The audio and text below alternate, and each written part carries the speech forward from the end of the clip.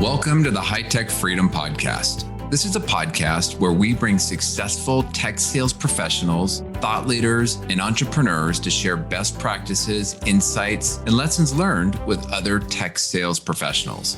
As a sales professional, the more we learn, the more we earn. Once we earn it, how can we put those hard-earned commission dollars back to work to build additional income streams that will create the freedom we are all working to achieve? I'm your host, Chris Freeman. I'm a high-tech sales leader, real estate investor, and lifetime learner.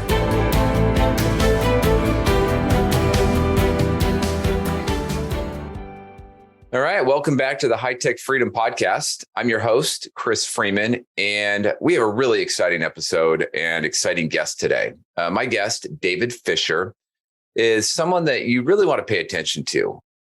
If you want to improve your sales, this guy can definitely help you. He's an author of 12 books on selling with a couple of bestsellers wrapped in there. And I believe his two bestsellers, one is Hyper-Connected Selling, and then Networking in the 21st Century, Why Your Network Sucks and What to Do About It. So, he's got some experience here. He is a Sales Hall of Fame inductee and LinkedIn influencer and collaborator. Building on 20 years of sales experience as an entrepreneur and sales professional, David combines nuanced strategy and real world tactics to help professionals become more effective, efficient, and happy. Who doesn't want that? So I'm personally really looking forward to this discussion. So David, welcome to the High Tech Freedom Podcast. Thank you so much for having me. I'm fired up. After listening to that, I better bring the goods, right? I know. I just set the stage for you. So why don't you tell us a little bit more about yourself and your background in sales and where you came from and where you're at now? Yeah. So my background in sales, like many people, I know yourself included, I got started slinging blades for Cutco Cutlery. That's how I made my way through school. So direct sales, in-home sales. We weren't door to door. We only worked by appointments, but really learned kind of, I always call it the street ball of sales, right? No blood, no foul. And just learned how to sit down across the table from Mr. and Mrs. Jones and, really learned kind of the ins and outs, the intricacies of interpersonal communication, right? And I think that it's often possible to lose sight of that, especially when you think about B2B sales and tech sales. We forget that in the end, we're always selling to people. But that's where I got my start and I was one of their top salespeople, ran their Chicago office for years, training and coaching new salespeople. And then built a consulting firm, Rockstar Consulting. We've been around for about 16 years and do a little bit of everything. We started as a business and sales coach and still do that, but have really kind of developed an expertise around modern selling, using digital tools like LinkedIn and networking and kind of bringing the online and offline together to help salespeople find more success. I have to imagine when you think back over the 16 years, how amazing it is with just the change of maybe what you're coaching and consulting on early in those 16 years to what you're doing now. Oh my goodness. I am speaking about LinkedIn. So I ran my first training on LinkedIn in 2008. So OG, right? Old school. Back then, we literally had to tell people, no, it's LinkedIn.com, not linked.in, right? Or links. And now, social media and all these tools have just baked themselves into our lives, right? So, email was still kind of fresh and new. Like the idea of having a website was kind of not cutting edge, but close to it. Mm-hmm. And now, there's sites, for example, that will help you create a site for your new company in 30 minutes, right? Yeah. So it's such an evolution. Yeah, it really is. So, so you've written a number of books. I think it was 12 books. How did you fall into being an author? That's kind of it. I just fell into doing it. I had been doing a lot of, article writing. Blogs were an early kind of marketing resource that I had. And, I kind of made a choice. This is almost a decade ago now. I was like, well, I want to be more of a speaker. I want to, do keynotes. And when I just looked around and everybody was author of. So I was like, okay, so I got to write a book. And I kind of just muscled my way through it. I learned a lot, as they would say. But the biggest thing is, I remember just sitting down, I was like, I can write for 30 minutes every day. And that's what I did. And that was, we wrote the first book, Networking in the 21st Century, on why your network sucks and what you can do about it. And then I just kind of kept going. I wrote books on LinkedIn and selling, internal networking for salespeople, a lot of nice permutations on that. But and it just kind of kept going. And now I've got I've got a bookshelf that's just the books I wrote. And my goal is to fill that shelf up. Oh, I love it. I love it. Yeah. Well, it's funny because I just was working on a single episode around the topic of consistency. And to your point around, and I've heard lots of authors talk about, the challenge and sort of the daunting nature of writing a book. But, it's like anything in life, right? Break it down into small increments, a little bit every day. And next thing you know, I had one manager who used to always say, shavings make a pile. And it's true, right? A little bit every day, it adds up. You write 250 words a day, you'll eventually have a book, right? And in fact, I remember thinking to myself early on, I'm like, I can write a 500-word blog article. Well, if I do that, 100 times, or I forget what the math is, but if I do that, I'll get a 50,000-word manuscript. Like, just keep literally doing that every day. And it's not sexy. There's a great quote from, I believe, Austin Kleon, who said, people want to be the noun, but they don't want to do the verb. Right. Right. And so when people come to me and they're like, oh, I want to write a book, give me some tips. I'm like, I don't know, just start writing. Yeah. And just do that some more. Yeah. And then just keep doing it. That's it. Yeah. Yeah. I love it. Well, I'm sure, my sales team, they're probably tired of me. Over the years, when I talk about pipeline building, that's like the last thing people want to do is pick the phone. They want to get out and have meetings, but to have the meetings, you got to go make the calls. You have to send emails. You have to do some social media work. And I know I fell into this trap when I was a rep. It's like, you'd sit there and overanalyze before I ever picked up the phone. Yeah. But, if you just do a little bit every day, it starts to add up. And then what I've also found is that consistency, you start to refine your approach and you get better at it versus just trying to chunk it out, at one time, wait a week, and then come back and do it again. That's exactly right. I mean, I think one of the big struggles that a lot of salespeople have is that they don't do a lot of the core activities consistently, whether that's prospecting, making phone calls, even just if you think about sales calls, depending on your sales model, you might only have 2 or 3 of those a week. Sometimes if you have a longer sales cycle, so you never get momentum, right? Mm-hmm. You don't get that. Hey, here's what I did this morning, and that worked well, and here's what didn't. And now I've got an appointment that afternoon, right? That's kind of what you need. I mean, we kind of referenced our past in Cutco. There was days I did 8 appointments in a day. You learned really quick, what was working and what didn't. You had a really great feedback loop. So I love it. Well, so you think about selling all the time, and you're writing about it, you're consulting, you're coaching. What do you see top reps do right now that really sets them apart from the rest of the pack? So it's really interesting because when we're recording this, the LinkedIn State of Sales report for 2022 just came out. This is something they do every year. It's a great report. I'd really suggest your listeners go take a look. You can just search LinkedIn State of Sales. It'll come up. A ton of really great research. And it's not a LinkedIn story. They have an external research company that does this. And one of the things, one of the trends that they found, and there's numbers to back this up, and I always forget, is that top sales reps actually spend less time selling than the average sales rep. But what they're spending more time doing is the research, the kind of business analysis, the case making, the narrative development, so that when they are selling, when they are getting on the phone and prospecting, when they are in those sales meetings, they have a much more compelling case and they're getting a lot more success. And I think that's what we've really seen. We talked about the evolution of business over the last couple of decades.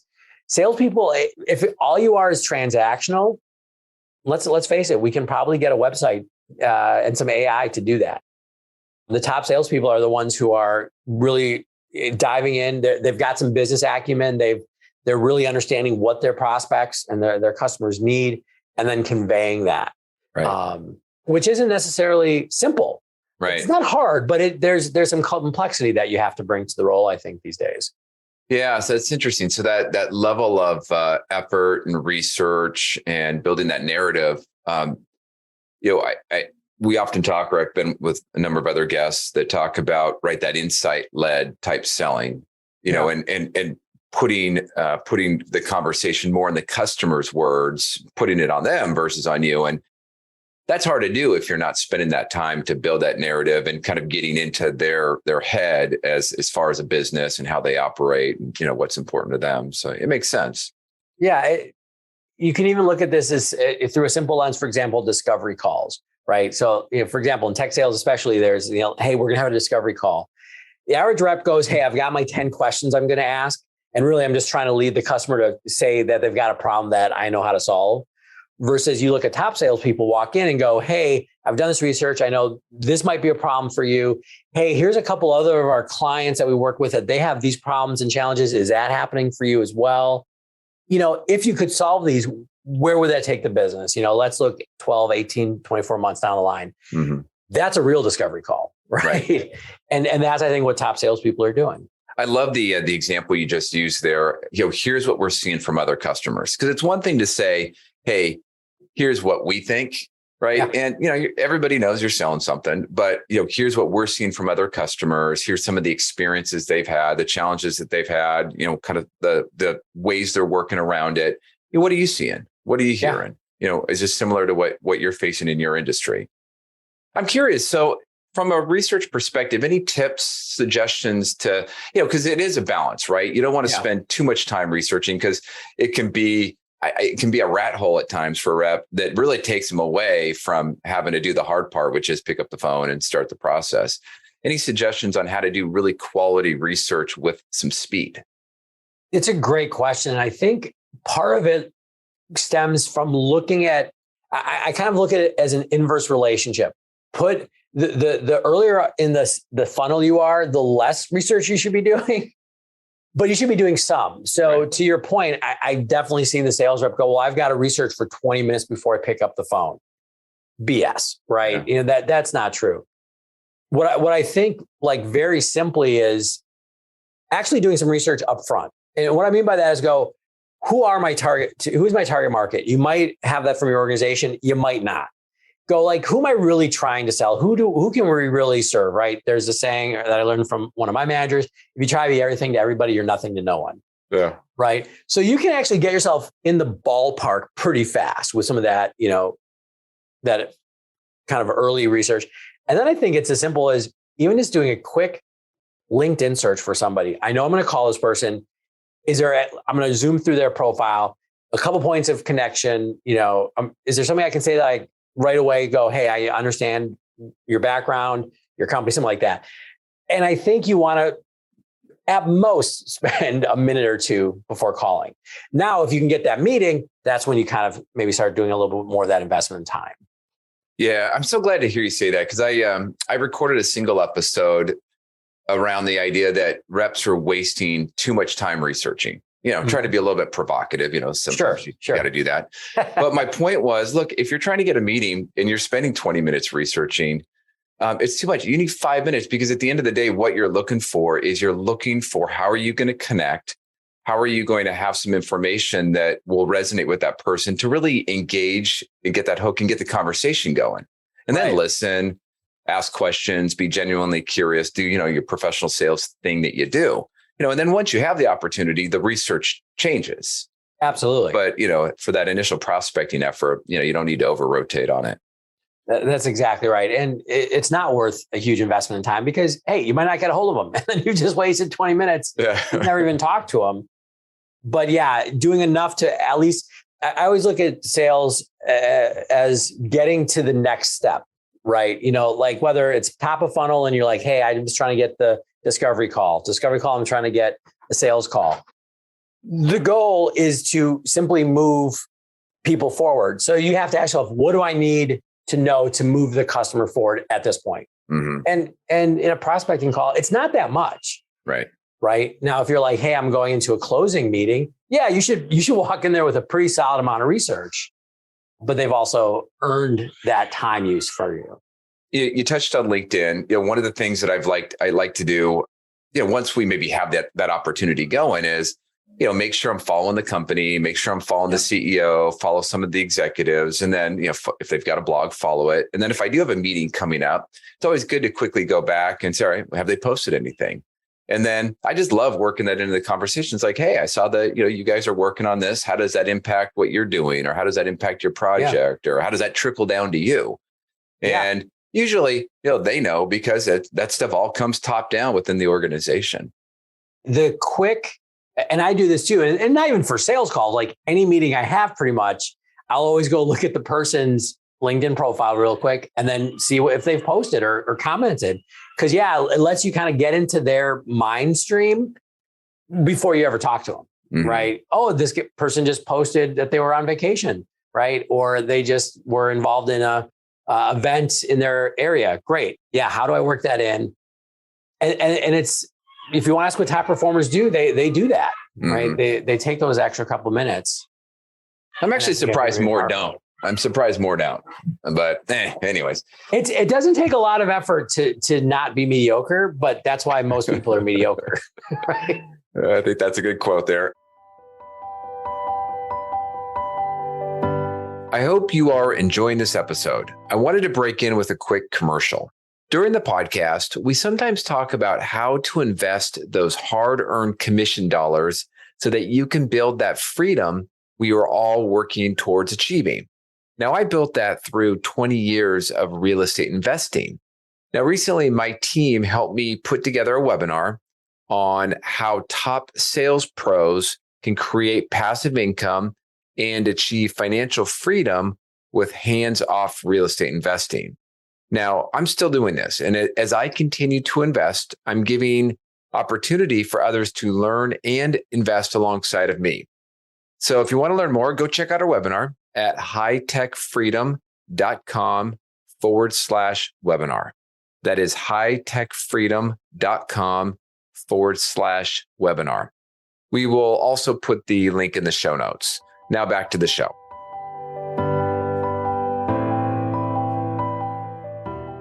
So you have your book, Networking in the 21st Century and Networking in the 21st Century on LinkedIn. How has networking today for a sales professional, how has it changed? I get asked that question a lot, especially after the pandemic in the last couple of years. I think it's both changed a lot and not at all. So that's my way of having it, both ways. Where I think it hasn't changed is if you really look at top salespeople in any organization, they are the ones with good networks.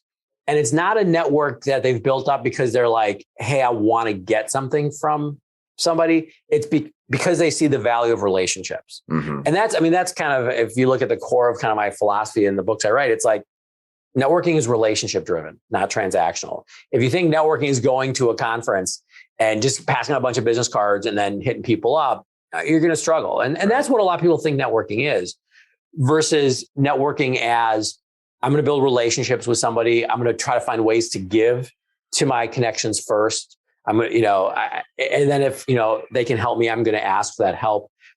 Again, you look at any top salesperson, they're the ones that can say, oh, hey, you need help in this completely different area. I got something I can recommend to you. I can help make that connection.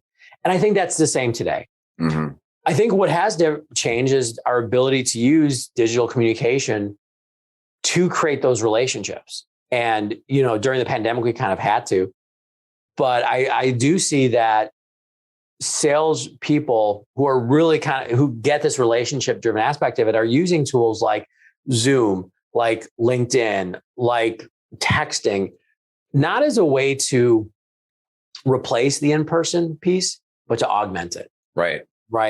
To kind of stay in touch with people. Even, Zoom calls, for example. I was having a conversation with somebody the other day who's a big networker, and he's an older gentleman. He's like, oh, I still like the in-person cup of coffee. And I'm like, I agree. That is going to be better than a Zoom call, but it's going to take 3 hours versus 30 minutes. Like to get ready, to travel, all that stuff. Like it's a lot easier to get people's time and attention for 30 minutes, right? Yeah. So I think using technology has changed it in a positive way. I don't think you want to think that, hey, I know this guy on LinkedIn is as good as we've met in person. but if you integrate all these channels together, you have a lot of relationship building opportunities. Yeah. So I guess on the topic of using these channels and integrating these channels. So in your book, you had a quote, something along the lines of it doesn't help to have the tools if you don't have a plan. Can you expand a little bit on that? What do you mean by that? That's a very wise saying. I'm glad I wrote that down. Sometimes you read books you've written because authors, here's a little secret. Authors rarely go back and read their books after they're written. But sometimes when people say something like, oh, that's actually pretty good. You know, what I mean by that is I think when you look at any kind of behavior activity, there's 3 steps. There's mindset, skill set, and tool set. And you have to have all 3 to be successful. And what we've done, I think, over the last 20 years, maybe a little longer, is we're now a tool set focused or tool set forward culture, or at least in sales, right? It's, what CRM do you have? What market intelligence, what does your tech stack look like? All of that's great. Mm-hmm. And I love tools.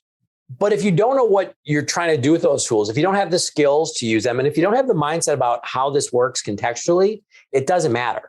You could give me, thousands and thousands of dollars worth of home building tools. If I don't have a blueprint, I can't build a house, right? If I don't know how to use those tools, I can't build a house. And I really think that the tools are just so accessible to us, which is great. And we were been talking about LinkedIn, right? LinkedIn's such a powerful tool. And what did you see at the beginning of the pandemic, especially the pitch slap, right? Where salespeople are like, oh, I'll just use this like cold email outreach and I'll just message everybody and try to get a meeting. And it's really kind of made the LinkedIn community hate it, right? And so that's kind of what I mean is whatever the tool is that you're trying to use, make sure you've got a plan to actually achieve a goal with it. And by the way, and if you don't have a goal to achieve with it, don't use the tool, right? Mm-hmm. You don't have to you can be very successful not being on LinkedIn or not using Zoom, whatever, but make sure would be alignment. What would be, sorry to interrupt you. What would be an example then as a sales rep? So you're thinking about, all right, what's my goal for LinkedIn? Mm-hmm. Can you give some examples of kind of good goals? Yeah. So one of the concepts I talk a lot about in hyper-connected selling is the sales Sherpa path. And being a sales Sherpa in my mind is positioning yourself as a trusted resource, as an expert before the buyer needs to buy from you, mm-hmm. right? Because there's a lot of research that shows a lot of the buying process is now happening before we engage with the salesperson. Information is at the ready, right? We can do a lot of information gathering with a Google search. So this idea in sales, which I think is an old one and it's incorrect, is that we can just pick up the phone, still valuable, but the idea of picking up the phone and trying to find a primed and ready prospect is highly unlikely, right? Versus going, I want to make sure that I'm starting a relationship, I'm maybe delivering value, building some trust, so that when they go, hey, when they're sitting in a meeting with 3 of their colleagues on Zoom, right, and going, hey, we need to solve this problem. Hey, you know what? Chris knows this stuff. I'm going to call him. He's the person that I want to talk to. That's not always going to get you the sale, but it's going to get you in the consideration set, right, a lot earlier. And it's also going to help you even influence the buyer's decision-making process, right? Hey, have you thought of this? Hey, this is something, again, that some of our other customers have dealt with, et cetera, et cetera. So to go back to your question about LinkedIn, what an amazing channel we have to put ourselves out there as that resource where our prospects and clients can find out about us, we can stay top of mind so that when they're ready to move forward, we can. So some of the super basics, which sales reps still haven't done after 20 years, is your profile not only updated, but is it customer focused, mm-hmm. right? If I go to your profile and you're a sales rep and you tell me how good you are at hitting quota, hitting President's Club, you've lost, right? Because your prospects don't care. And in fact, what they do is go, oh, you hit 150% of quota. Who did you screw over to do that? Right. Right. Versus going, hey, here's the customers that I serve. Here's how we serve them. If you have this problem, we should probably be talking. Here's my little area of expertise. I call it being a micro influencer. Mm-hmm. So do that, because guess what? People are looking, right? And then I think a big thing is, yes, sharing content, especially from your organization or that you're creating. But one of the easiest things to do, if you're listening to this and you want a very simple takeaway on LinkedIn, every day, go to LinkedIn, spend 10 minutes and do 3 to 5 comments on the content from your network, from your prospects, from your clients, existing, clients and customers, from thought leaders, just peers and colleagues. Those are conversations, right? You said at the beginning, salespeople like to be in sales meetings. We like to be talking. Dude, there's a place to have conversations every day. Yeah. And those will have a big impact if you keep doing that consistently. Wow. I have so many questions. Good stuff, by the way. I really appreciate it. So I've heard over the years from sales reps, well, I'm not, if we're selling technology stuff, maybe they have an engineer that they work with. And so they don't really feel that they truly are the thought leader around what it is that they're selling. I mean, they have enough knowledge to dig in, probe, kind of tell a story, but they're not out there writing blogs on security stuff as it relates to technology. Yeah. How can that person still put themselves out there, without constantly just promoting their company's content? Yeah, which nobody wants to read, right? Newsflash, nobody cares about your company's latest product release. Here's how you do it. And I want to use a word that you just shared there, which is, I think, the incorrect assumption people have. They think I'm not a thought leader. They're not, but you don't have to be. The goal is actually not to be a thought leader. The goal is to actually be the provider of insight.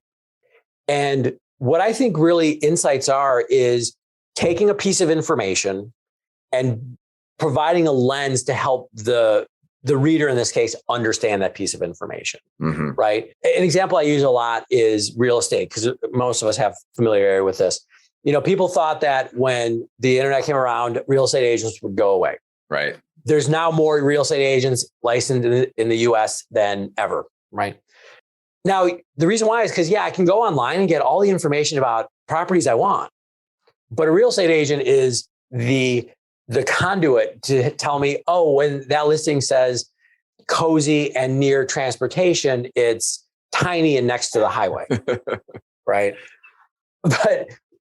And so the real estate agent in this situation is providing insights into their buyers and sellers. In the same way, if you're a tech salesperson, you're not going to be like, hey, I understand the ins and outs and the intricacies of this. I'm not writing the blogs and the tech specs, but I can tell you how this is impacting our customers. I can, quote unquote, interpret or translate it. I can give you my perspective and impression. And that's what it is, right? It's going, hey, we just came out with this new widget, right? Here's why this is going to be really impactful for our customers. Blah, blah, blah. That, right. Does that distinction make sense? It totally does. And it kind of goes back. I think there's some component of it to where nothing has really changed. And, in the old days of networking, the great networkers, they're brokers. They're brokers of information, brokers of people. We sometimes use the term connectors. Yeah. You don't necessarily have to be the author. There's great content that you can say, hey, specifically to a person, thought this might be relevant, or to an audience, thought this might be relevant. Here's what I think about it. And that last thing you just said is exactly right. Here's what I think about it, or here's how I'm viewing this, right? Or here, you'll see this even on LinkedIn, people who just share an article. Okay, that's great. I guess maybe it is seen by some people, but hey, here's an article from an industry magazine. Here's what I found interesting in it. Or here's this one sentence I want to pull out and highlight because I think it's really impactful for you. Or, hey, if you're in this, industry and you're a buyer, this is something you should pay attention to, right? Yeah. To your point, that they're not coming up with anything new. They're just saying, hey, everybody pay attention to it. And most salespeople, I used the word micro influencer earlier. Most salespeople don't need to be a thought leader for the industry. You maybe have 250 people. If you really think about what that network of people that you want to influence who are potential buyers are. Yeah. And there's people around that, the people that are influencing them, but it's not about, hey, I've got to sit here and think of this really clever content. No, it's just to your point, being the connector of people and information. Yeah. And your other point about the, comment every day 2 to 3 times on somebody's posts. I mean, this is some of the most basic stuff that's really so easy to do. If you have a territory, maybe you have an account base. Mm-hmm. Why are you not, maybe you're not connected to them, but you should be following every single key player in those accounts. And then if they post something and you see it only has like 2 likes and no comments, man, be all over that, make that comment and, they'll see it, because they put it out there and they're going back to say, hey, what kind of traction did I get with my post? We all do it. We all have egos, right? Yeah. And likes are great, but comments we see, right? We've all seen it. There's 10 likes, but there's 2 comments. Guess, as somebody who posts a lot on LinkedIn, trust me, I don't really know everybody who likes, but I pay attention to every comment. Yeah. And by the way, following is great. You want to actually connect with somebody? Here's a real simple way of doing it. And this does require, of course, that they do post content. Not everybody does. I get that. Right. But for the ones that do, comment once, the next time comment again, or even, maybe the next week, you don't want to like stalk them, but comment a couple times and then just reach out with an invite and say, hey, like what you're sharing, I'm in the industry as well, or whatever you want to say, would love to connect. Great. Most people in that situation, because they recognize your name, because they saw you commenting, will accept it. Mm-hmm. And then the big thing is the next message can't be, do you want to set up a meeting? Right. The next message can be simply, hey, thanks so much for connecting. If there's anything I can do to help, let me know. Mm-hmm. I'm looking forward to future engagement. Then, it could be a week later, a month later. If there's an opportunity, they send a signal out that, hey, maybe there's something you can help with. Then you send the message, hey, saw that recent post. By the way, we work with customers like that. Is it worth, grabbing a 20-minute call to share? Right. That idea of like, hey, I'm going to hard sell you by the first message from me is going to have my Calendly link. It doesn't work. Right. Yeah. So. It's, I feel, I think back as a rep, and I sometimes feel bad for reps because, there's so much pressure around the quarterly number. Mm-hmm. But yet as a rep, you have to have a little bit of thick skin and kind of a hard shell to understand that, okay, I'm going to go do that and, get my manager what he needs. But at the same time, you have to be doing this little bit of planting the seeds, nurturing these contacts, because, by the way, it might not even be for the job that you have right now. It may be something that pays off at the next job. You just don't know. Well, that's the struggle that people have with networking in general, is it's not a direct payoff. It's not, that's kind of why we liked the phone. I remember, again, as a very young sales rep, the nice thing was like, I knew if I made X number of phone calls, I was going to get Y number of appointments. It would always kind of work out that way. Networking is very much, you kind of feed the fire. You feed the fire and you never know when you're going to get the heat and warmth back. But you do. And one thing I say a lot is that LinkedIn, for example, when you first start, is not about hitting your your number this quarter. It's about hitting your number next quarter and the quarter after that much more easily. Right. But you have to invest a little bit up front. And while you're doing everything to get your manager what they need now. But if you're not investing to what you do for people, if you're not investing not only the money you have, but also the work you're doing to the future, you're just going to be there in a couple of quarters, working as hard as ever to fill your pipeline. Yeah. Well, David, I could talk to you for another hour. So you are always welcome to come back and we can go down a different path. But as we look to wrap it up, a big part of what I like to dig into is, is there anything that you do to give back or any charitable thing that you're excited about that you want to share?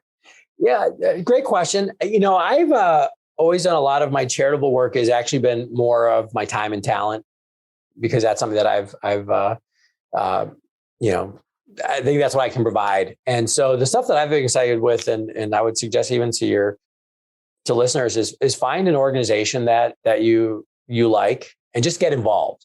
Right. So for me, that was actually some of the civic organizations in my area, some of the chambers of commerce, especially when I was a younger professional, but not just like signing up, but going like, hey, how do I get involved in leadership? Put me on a committee. Right. Mm-hmm.